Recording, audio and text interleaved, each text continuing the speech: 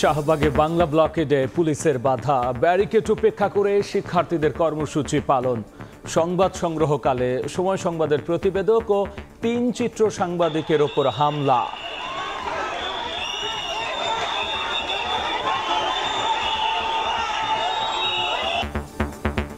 কুমিল্লা, সিলেট সহ দেশের বিভিন্ন স্থানে পুলিশের সঙ্গে ধাওয়া পাল্টা ধাওয়া, টিয়ার শেল নিক্ষেপ, ৩ থেকে ৪ ঘন্টা সড়ক মহাসড়কে অবস্থান। যতক্ষণ না পর্যন্ত আমাদের যৌক্তিক দাবি মেনে নেওয়া হচ্ছে ততক্ষণ পর্যন্ত আমরা রাজপথ ছাড়ব না। নির্বাহী বিভাগ আমাদের দাবি মেনে নেয়, তারা একটা যৌক্তিক সিদ্ধান্ত আসুক। পুলিশ দিয়ে আন্দোলনটা দাবায় রাখা হচ্ছে, সেটা পারবে না। সরকার চাইলে কোটা পদ্ধতি পরিবর্তন পরিমার্জন করতে পারবে। হাইকোর্টের রায়ের মূল অংশ প্রকাশ, কোটায় পূরণ না হলে নেওয়া যাবে মেধা তালিকা থেকে।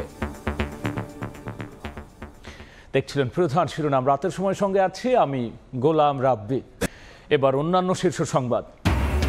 রাজধানী বাসাবাড়িতে জ্বলছে না চুলা, সিএনজি স্টেশন ও লম্বা লাইন, এলএনজি টার্মিনাল বন্ধ থাকলেই দেখা দেয় সংকট। দুঃখ প্রকাশ করে দায় সারতে চায় পেট্রোবাংলা।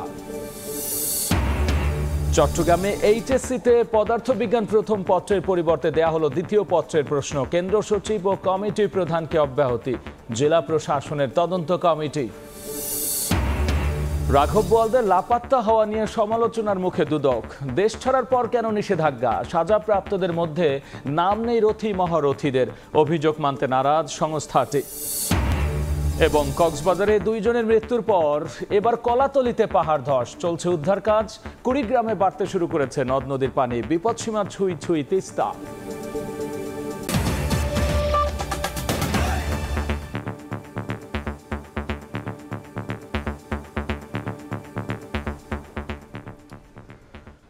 শাহবাগে সংবাদ সংগ্রহ করতে গিয়ে কোটা সংস্কারের দাবিতে আন্দোলনকারীদের হামলার শিকার হয়েছেন সময় সংবাদের প্রতিবেদক তোহা খান তামিম ও 3 চিত্র সাংবাদিক। বিকেলে কোটা আন্দোলনকারীদের বাংলা ব্লকেটের খবর সংগ্রহে গেলে এই ঘটনা ঘটে। প্রথমে ছবি নিতে বাধা দেয় শিক্ষার্থীরা, এরপর সাংবাদিকদের ওপর চড়াও হয় তারা। জার্সির পেছনে আবির লেখা এক আন্দোলনকারীকে তার হেলমেট ছিনিয়ে নিতে দেখা যায়, পরে সেটি দিয়েই প্রতিবেদককে মারধর করা হয়। এছাড়াও চিত্র সাংবাদিক সুমন সরকার, শামসুল আরিফিন প্রিন্স ও সালাউদ্দিন আল মামুনের ওপরও হামলা চালানো হয়। এ সময় প্রাণ ভয়ে তারা পাশে হাসপাতালের ভেতরে গিয়ে আশ্রয় নেন। এদিকে সময় সংবাদের সাংবাদিকদের ওপর হামলার ঘটনায় তীব্র নিন্দা ও প্রতিবাদ জানিয়েছে বাংলাদেশ ফেডারেল সাংবাদিক ইউনিয়ন ও ঢাকা সাংবাদিক ইউনিয়ন।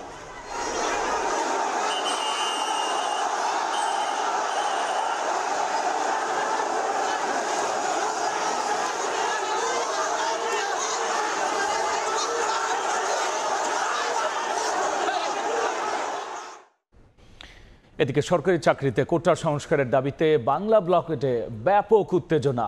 বিকেলে রাজধানীর শাহবাগে আন্দোলনকারী শিক্ষার্থীদের বাধা দেয় পুলিশ, কিন্তু ব্যারিকেড উপেক্ষা করে এই কর্মসূচি পালন করেন তারা। আর এক পর্যায়ে 2 পক্ষের মুখোমুখি অবস্থানে তৈরি হয় উত্তেজনা। এ সময় ঘণ্টাখানেক বন্ধ থাকে যান চলাচল।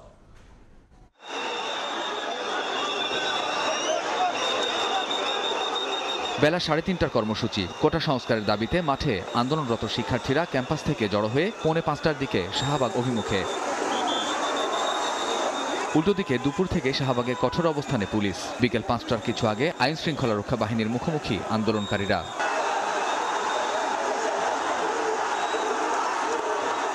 বাগবিতণ্ডা, পুলিশি বাধা। অবশেষে ব্যারিকেড ভেঙে শাহবাগ দখলে নেয় কোটা বিরোধী আন্দোলনে থাকা শিক্ষার্থীরা। বন্ধ করে দেয়া হয় এই এলাকার যান চলাচল, আর পুলিশের সাজোয়া যানে চড়েই স্লোগান দেয় তারা।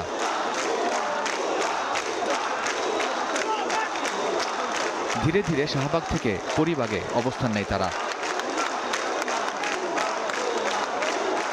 বিকেল গড়িয়ে সন্ধ্যা, রাজপথ, কারওয়ান বাজার থেকে শাহবাগ, ওদিকে সায়েন্স ল্যাব, পুরো এলাকা দখলে নেয় আন্দোলনরত শিক্ষার্থীরা। কামরুজ্জামান মামুন, সময় সংবাদ, ঢাকা। ঢাকার বাইরেও ছড়ায় উত্তেজনা। বাংলা ব্লকেট কর্মসূচিতে কুমিল্লায় পুলিশের সঙ্গে ধাওয়া পাল্টা দেওয়া হয় কোটা সংস্কার আন্দোলনকারীদের, আর এতে 4 পুলিশ সদস্য, 5 শিক্ষার্থী আহত হন। অন্যদিকে চট্টগ্রাম, সিলেট, রংপুর সহ বিভিন্ন স্থানে আন্দোলনকারীদের সঙ্গে পুলিশের হাতাহাতির ঘটনাও ঘটে।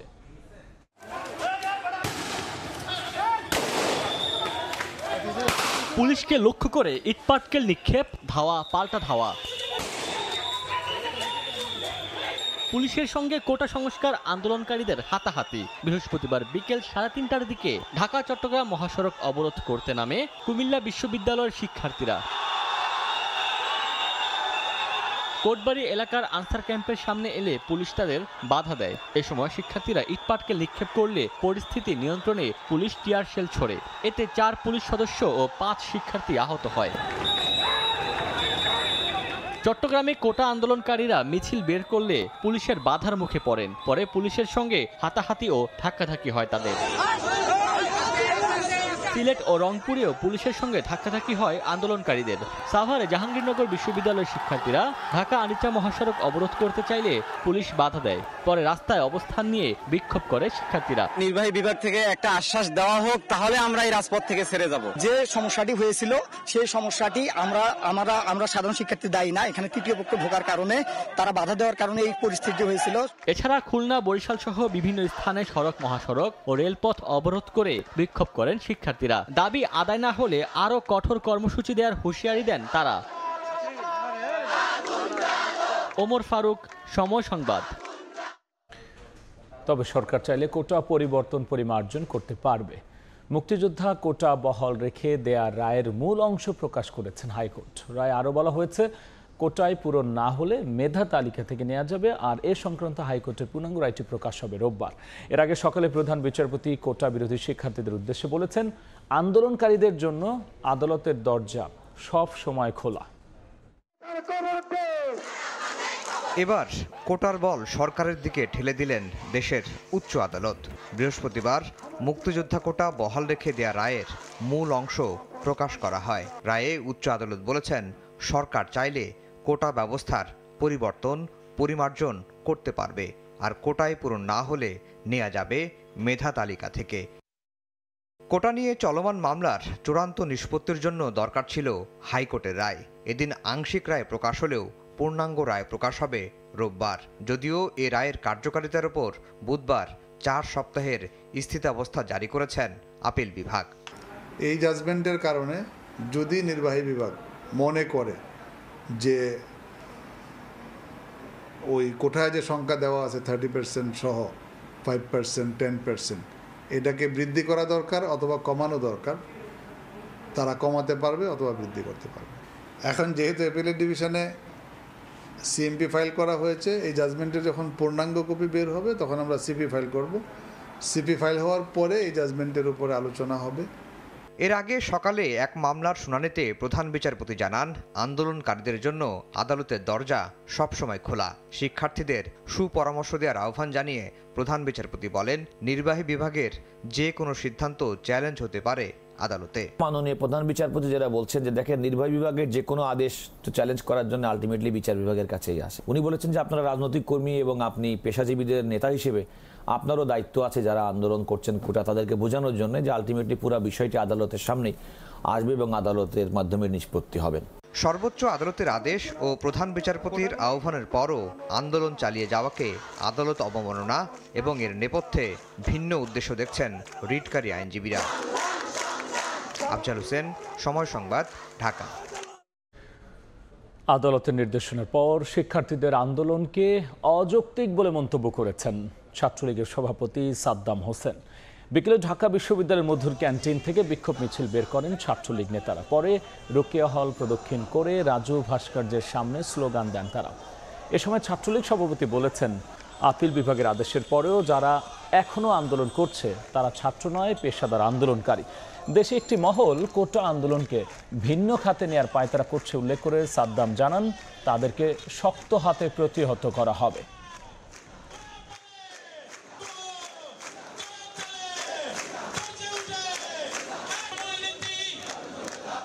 এখন যারা রয়েছে তারা হচ্ছে প্রফেশনাল আন্দোলনকারী, আর এই বিএনপি জামায়াত যারা সমর্থন খেলা খেলছে ওরা হচ্ছে প্রফেশনাল আন্দোলনকারী, আর এরা হচ্ছে প্রফেশনাল আন্দোলনহারী। কোন আন্দোলনেই যে তার সক্ষমতা এদের নেই, এবং যে কারণে আজকে এরা ভর করার চেষ্টা করছে। বাংলাদেশ ছাত্রলীগের পক্ষ থেকে আমরা চ্যালেঞ্জ দিচ্ছি, এই কোটা ব্যবস্থার একটি যৌক্তিক ন্যায়সঙ্গত সমাধান বাংলাদেশ ছাত্রলীগ করবে।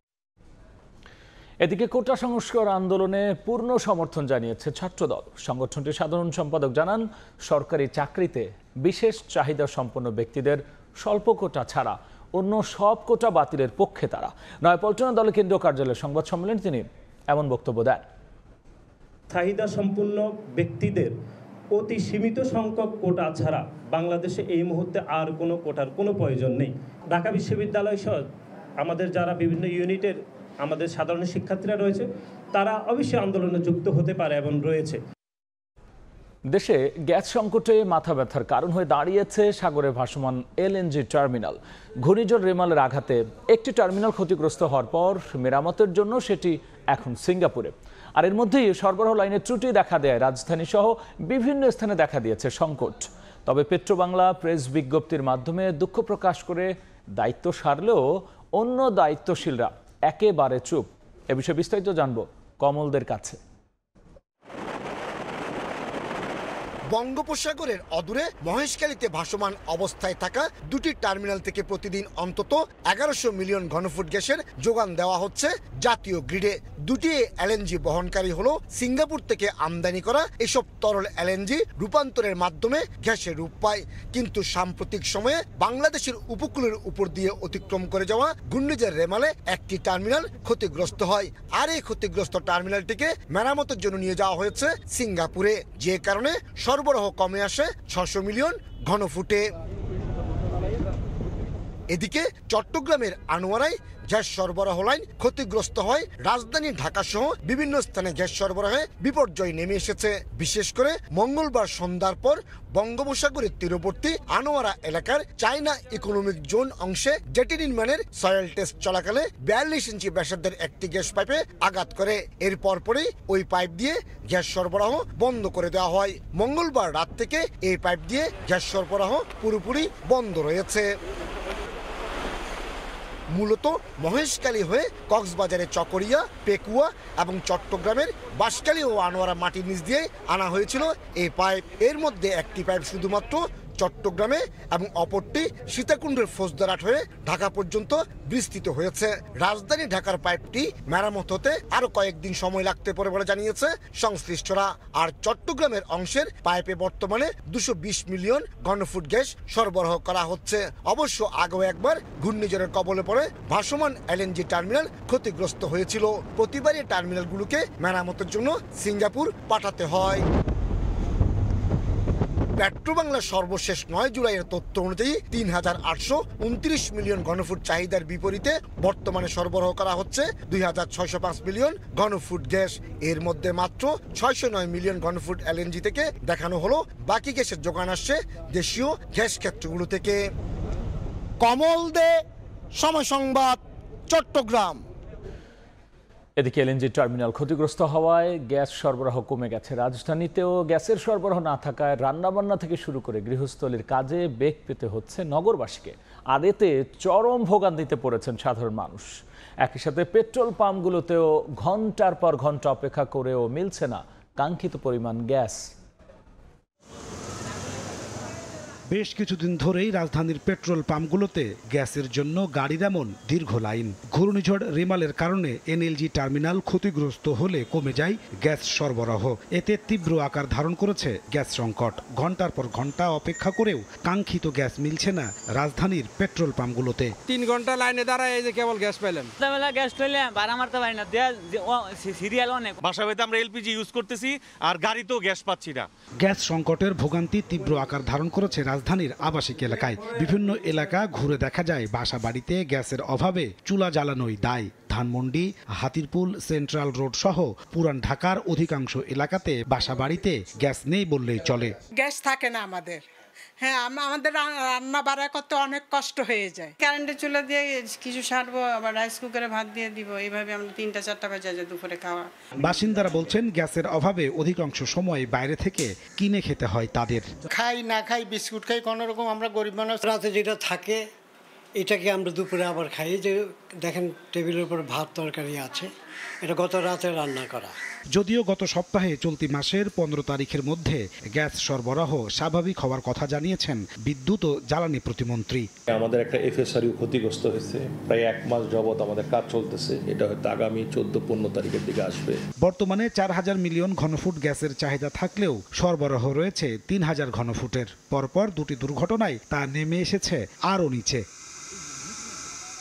নাজমুস সালেহী, সময় সংবাদ, ঢাকা। চট্টগ্রামের সীতাকুণ্ডের বিজয় সরণি কলেজ কেন্দ্রে পদার্থবিজ্ঞান প্রথম পত্রের পরিবর্তে দেওয়া হয়েছে দ্বিতীয় পত্রের প্রশ্ন।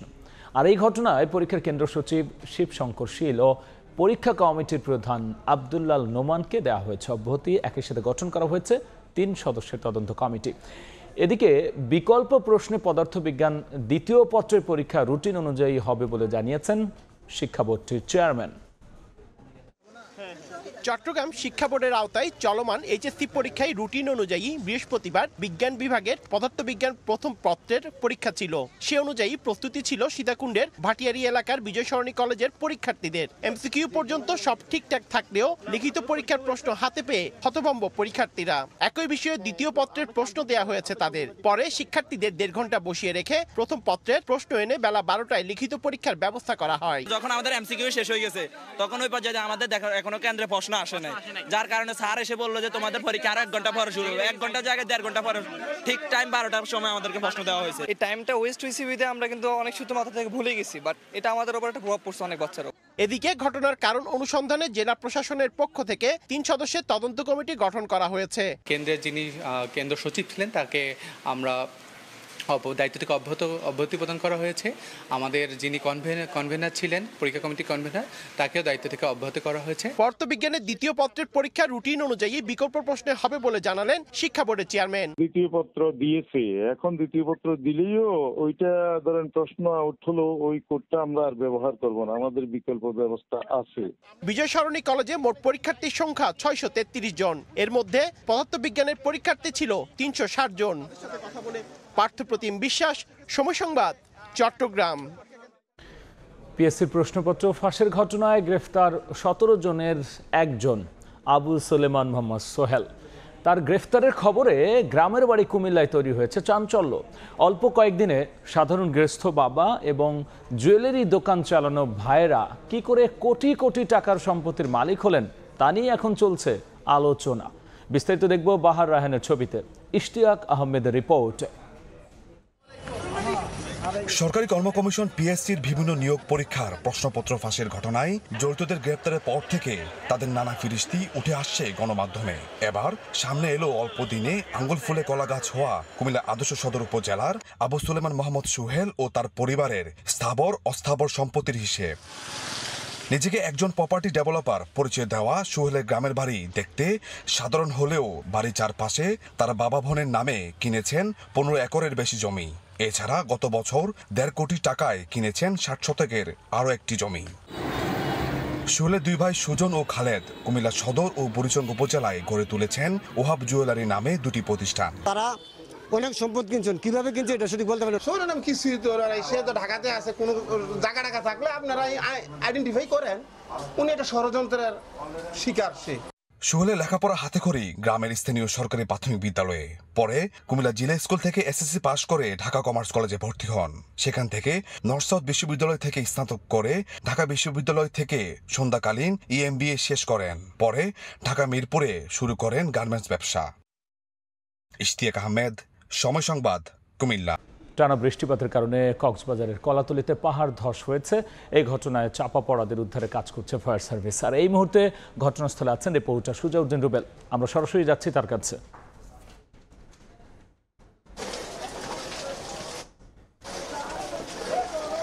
কক্সবাজারে পাহাড় ধসের ঘটনা ঘটেছে ফের। সকালে পাহাড় ধসের ঘটনায় 2 জন নিহত হয়েছে। ঠিক রাত 8টার পর আবারও কক্সবাজারের কলাতলিতে পাহাড় ধসের ঘটনা ঘটেছে। এই ঘটনায় এই পর্যন্ত 3 জন মাটি চাপা পড়েছে বলে আমরা প্রাথমিকভাবে স্থানীয়দের মাধ্যমে জানতে পেরেছি। আপনারা ঠিক দেখতে পাচ্ছেন পাহাড় ধসের যে ঘটনায়, সেই ঘটনাটি একটি টিনশিট একটি ঘর, সেই টিনশিটের ঘরের উপর পার্শ্ববর্তী পাহাড় ছিল, সেই পাহাড়টি ধসে পড়ে। এই ধসে পড়ার পর এখানে প্রাথমিকভাবে 3 জন মাটি চাপা পড়ে।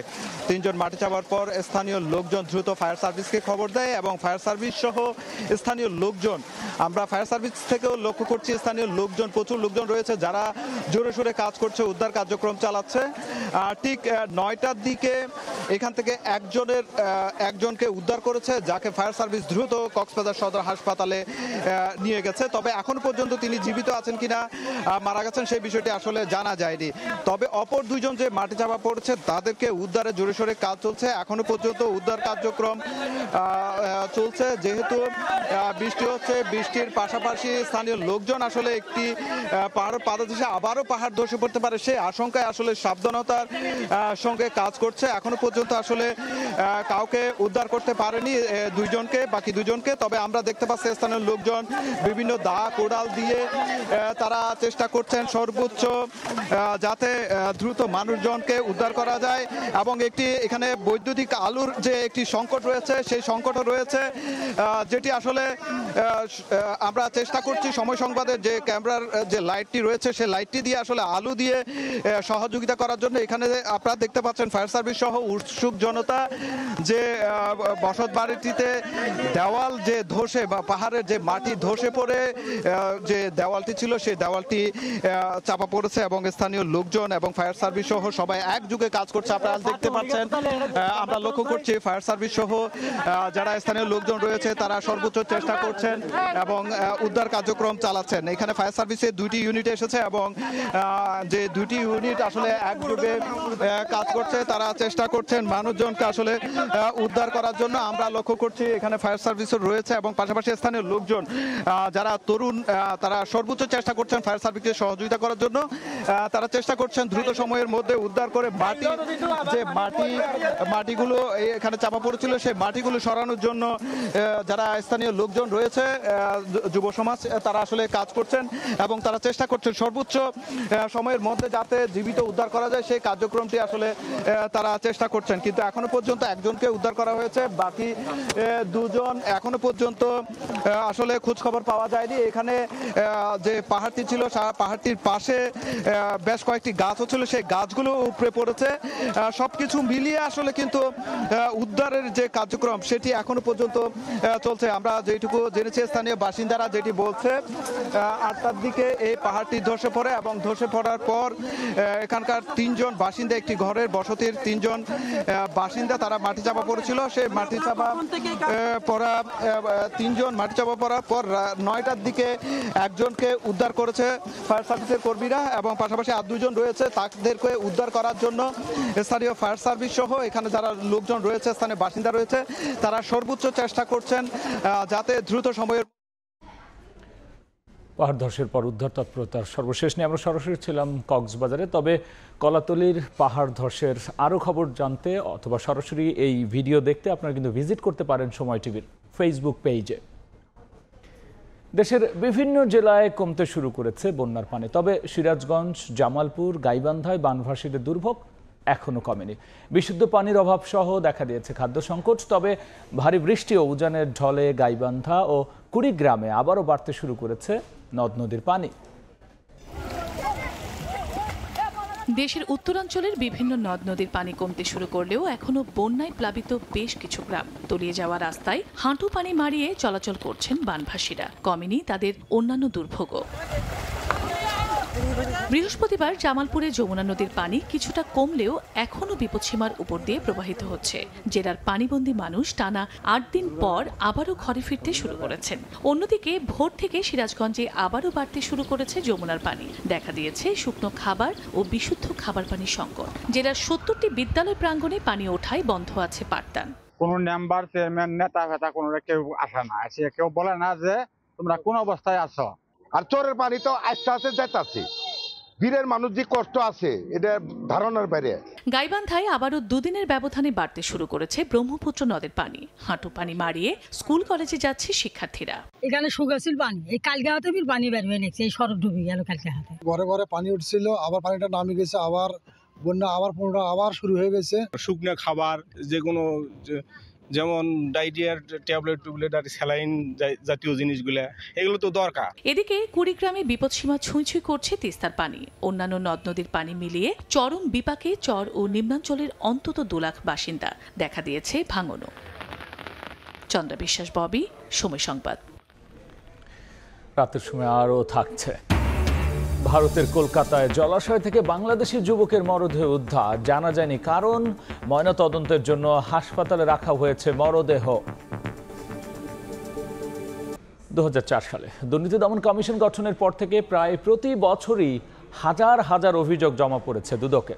90 থেকে 95% অভিযোগ আমলেই নেয়নি দুদক। আর আমলে নেওয়া অভিযোগগুলোর মধ্যে মামলা এবং সাজার সংখ্যা আরও অনেক কম। অভিযোগ আছে সাজাপ্রাপ্ত ব্যক্তিদের মধ্যে রথী মহারথীদের নাম প্রায় শূন্যের কোঠায়। অধিকাংশ ক্ষেত্রে দুদক অভিযোগপত্র জমা দিয়েছে রাঘব বোয়ালরা লাপাত্তা হওয়ার পরে। তবে এমন অভিযোগ মানতে নারাজ সংস্থাটির আইনজীবী। ওদিকে বিশ্লেষকরা বলছেন অনেক ক্ষেত্রে ইচ্ছামতো সময় ক্ষেপণ করে দুদক। দেখব আতাউল কাউসারের রিপোর্ট।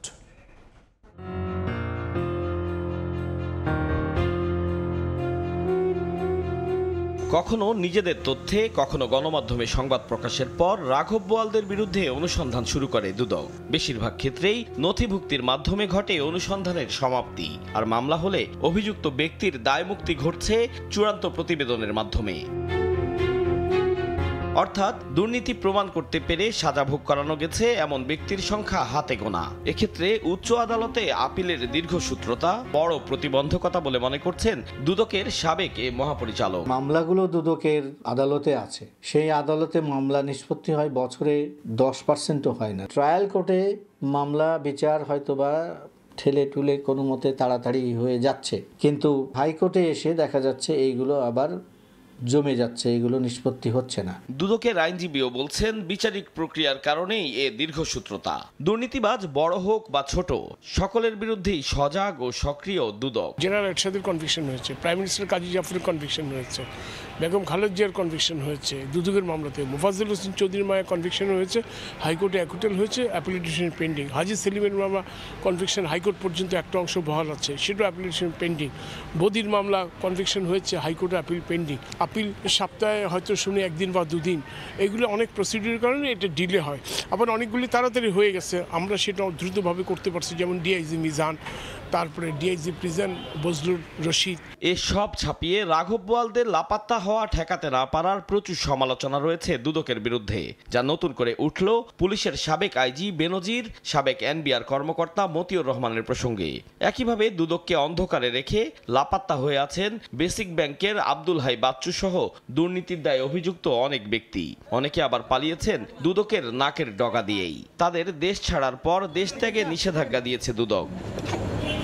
সম্প্রতি বেনজির আহমেদের সপরিবারে লাপাত্তা হওয়ার পর প্রশ্ন উঠে ব্যবস্থা গ্রহণে দেরি করেছে দুদক। দুদক চেয়ারম্যান তখন জানিয়েছিলেন একজন কমিশনার দেশের বাইরে থাকায় অনুসন্ধানের সিদ্ধান্ত গ্রহণে দেরি হয়েছিল। আপনার বোধহয় এপ্রিলের 5 বা 6 তারিখে আসছেন, হ্যাঁ 7-8। আপনার এপ্রিলে কবে গেছেন জানি যেতে বাইরে? এপ্রিলের 6 তারিখে উনি গেছেন দেশে। আমরা 3 জন একত্রিত হইতে পারি নাই। দুদকের সাবেক মহাপরিচালকের মতে এগুলো খোঁড়া অজুহাত। এখানে 2 জন কমিশনারের মধ্যে যদি একজন দেশের বাইরে থাকে, সেই কারণে কমিশন অচল হয়ে যাচ্ছে না। কারণ একজন কমিশনার আর একজন চেয়ারম্যান তো বর্তমান আছেন, দুজনে মিলেই তারা সিদ্ধান্ত নিতে পারতেন, এবং তারা ওই সময়টায় কেন সিদ্ধান্ত নেননি সেই জবাবটা তো দিচ্ছেন না। সংশ্লিষ্টদের মতে দুর্নীতি দমনে দুদকের থাকতে হবে সদিচ্ছা, ব্যবহার করতে হবে সব হাতিয়ার, হবে দুর্নীতিমুক্ত।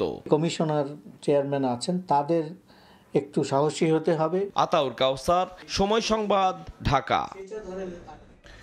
গভীর বঙ্গোপসাগরে বিদেশি বাণিজ্যিক জাহাজে ডাকাতের চেষ্টার অভিযোগে 8 জলদস্যুকে আটক করেছে নৌবাহিনী। জাহাজ এমভি প্যানোয়ার থেকে অভিযোগ পেয়ে সাগরে ধাওয়া করে বোট সহ তাদের আটক করা হয়। কত গত 5 দিন ধরে গভীর সাগরে টহলের দায়িত্ব পালন করছিল নৌবাহিনীর জাহাজ শহীদ দৌলত। বুধবার মধ্যরাতে কুতুবদিয়া চ্যানেলে অবস্থানরত ব্রিটিশ জাহাজ এমভি প্যানওয়ারে জলদস্যুতার বার্তা দেওয়া হয় নৌবাহিনীকে। তাৎক্ষণিকভাবে টহল জাহাজ শহীদ দৌলত অভিযান শুরু করে। প্রচণ্ড ঝড়ো বাতাস এবং উত্তাল সাগরে জলদস্যুদের আটকের এই অভিযান ছিল অনেকটা চ্যালেঞ্জিং। ওরা মেকানাইজ ফিশিং ট্রলার দিয়ে খুব দ্রুততর সময় পালানোর চেষ্টা করেছিল এবং রাতে বৃষ্টিও হচ্ছিল, প্রচণ্ড বেগে বাতাসও বইছিল। ওই সময় তাদেরকে এপ্রিহেন্ড করা আমাদের জন্য খুবই চ্যালেঞ্জিং ছিল। নৌবাহিনীর ধাওয়ার মুখে জলদস্যুদের বহনকারী কাঠের বোটটি পালিয়ে যাওয়ার চেষ্টা করে, তবে শেষ রক্ষা হয়নি। আটক করা হয় 8 জলদস্যুকে। উদ্ধার করা হয়েছে জাহাজ থেকে লুট করা নানা মালামাল। মূলত এই ধরনের বিদেশি জাহাজে জলদস্যুতার কারণে চট্টগ্রাম বন্দর আগেও বেশ কবার নানামুখী জটিলতার মুখে পড়েছিল। এই অবস্থায় জলদস্যু প্রতিরোধে নৌবাহিনী অনেকটা কঠোর অবস্থানে। আমাদের এই সকল অপারেশনের মাধ্যমে সে সকল বিরূপ যে মন্তব্য অথবা মনোভাব সেটা আমরা কোনোভাবেই আর ভবিষ্যতে হতে দেব না। আটকদের পতেঙ্গে থানায় হস্তান্তরের পাশাপাশি মামলা দায়ের করেছে নৌবাহিনী। এই জলদস্যুদের তৎপরতার কারণে চট্টগ্রাম বন্দরে বহির্নোঙরের নিরাপত্তা যেমন বিঘ্নিত হচ্ছিল, তেমনি হুমকির মুখে পড়ছিল নৌবাণিজ্যে বাংলাদেশের সুনাম। তবে সে সুনাম ধরে রেখে এই জলদস্যুদের প্রতিরোধে বদ্ধপরিকর বাংলাদেশ নৌবাহিনী। এখন থেকে চট্টগ্রাম বন্দরে বহির্নোঙরে চলবে নৌবাহিনীর এই অভিযান, এমনটি বলছেন নৌবাহিনীর কর্মকর্তারা। কমল দে, সময় সংবাদ। দেখছেন রাতের সময়। ভারতের কলকাতার বাইপাস সড়ক লাগোয়া একটি জলাশয় থেকে বাংলাদেশে এক যুবকের মরদেহ উদ্ধার হয়েছে। স্থানীয় সময় বুধবার সকালে জলাশয়ে মরদেহ দেখতে পেয়ে পুলিশকে খবর দেন স্থানীয়রা। পরে উদ্ধার করে হাসপাতালে নেওয়া হয়। ময়নাতদন্তের জন্য মরদেহটি কলকাতার NRS হাসপাতালে রাখা হয়েছে। দাউদ হোসেন উপল নামের 23 বছর বয়সী ওই বাংলাদেশের বাড়ি ঢাকায়। কলকাতা পুলিশের ধারণা ওই যুবক আত্মহত্যা করে থাকতে পারে। জানা গেছে কয়েক সপ্তাহ আগে বন্ধুর সঙ্গে কলকাতায় ঘুরতে আসেন। 7 জুলাই বন্ধুরা দেশে ফিরে আসলেও ওই যুবক কলকাতায় থেকে যান। বুধবার সকালে বরুণ সেনগুপ্ত মেট্রো স্টেশনের সামনে তাকে উদ্ভ্রান্তের মতো ঘুরতে দেখা যায়। পরে জলাশয় থেকে তার মরদেহ উদ্ধার করা হয়। রোহিঙ্গাদের মিয়ানমারে প্রত্যাবাসনের আহ্বান জানিয়ে জাতিসংঘের মানবাধিকার পরিষদে একটি প্রস্তাব গৃহীত হয়েছে। রোহিঙ্গা সংকটের সমাধানের উপর জোর দিয়ে এই প্রস্তাব গৃহীত হয়। বাংলাদেশে আশ্রয় নেওয়া রোহিঙ্গাদের মিয়ানমারে প্রত্যাবাসন এবং তাদের ন্যায় বিচার নিশ্চিত করতে জাতিসংঘ মানবাধিকার পরিষদের 56তম অধিবেশনে প্রস্তাবটি গৃহীত হয়। বাংলাদেশের উদ্যোগে ওআইসির সব সদস্য রাষ্ট্রের পক্ষ থেকে রোহিঙ্গা মুসলিম ও মিয়ানমারের অন্যান্য সংখ্যালঘুদের মানবাধিকার পরিস্থিতি শীর্ষক প্রস্তাবটি পেশ করা হয়। রোহিঙ্গাদের আশ্রয় দেওয়ায় বাংলাদেশ সরকারের ভূয়সী প্রশংসা করা হয়। এ সময় দেখছেন রাতের সময়। এশিয়া কাপ খেলতে শ্রীলঙ্কায় উড়াল দেওয়ার আগে শেষ অনুশীলন করেছে বাংলাদেশ জাতীয় নারী ক্রিকেট দল। ব্যাটিং বোলিংয়ের পাশাপাশি ফুটবল খেলে প্রস্তুতি সেরেছেন জ্যোতি নাহিদারা।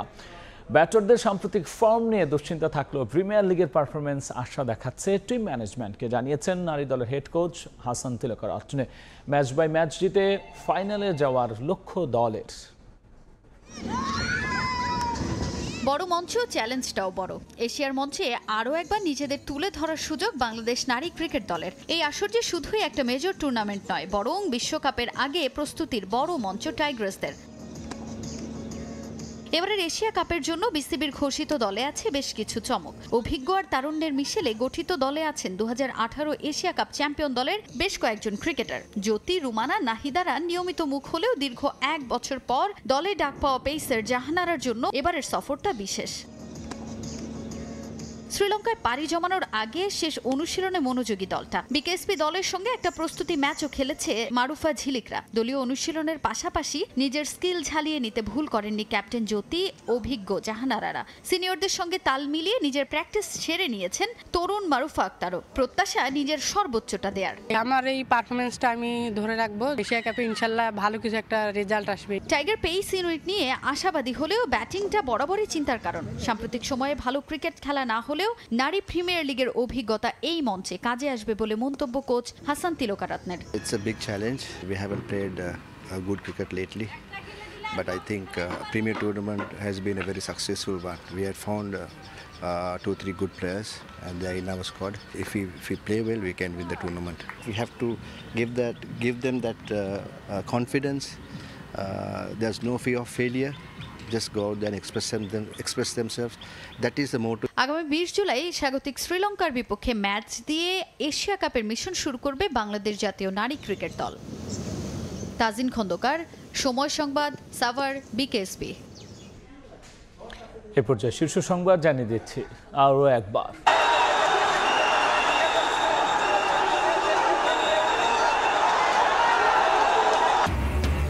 শাহবাগে বাংলা ব্লকেডে পুলিশের বাধা, ব্যারিকেড উপেক্ষা করে কর্মসূচি। সময় সংবাদের 4 সাংবাদিকের ওপর হামলা। কাল বিকেলে সব ক্যাম্পাসে বিক্ষোভের ডাক। সরকার চাইলে কোটা পদ্ধতি পরিবর্তন পরিমার্জন করতে পারবে, হাইকোর্টের রায়ের মূল অংশ প্রকাশ। শিক্ষার্থীদের জন্য আদালতের দরজা সবসময় খোলা, বললেন প্রধান বিচারপতি। এবং কক্সবাজারে 2 জনের মৃত্যুর পর এবার কলাতলিতে পাহাড় ধস। নিখোঁজদের সন্ধানে চলছে উদ্ধার কাজ। কুড়িগ্রামে বাড়তে শুরু করেছে নদ নদীর পানি, বিপদসীমা ছুঁই ছুঁই তিস্তা। এই ছিল আমার কাছে থাকা রাতের সময়। এরপর দেখবেন সম্পাদকীয়। সঙ্গেই থাকুন সময়।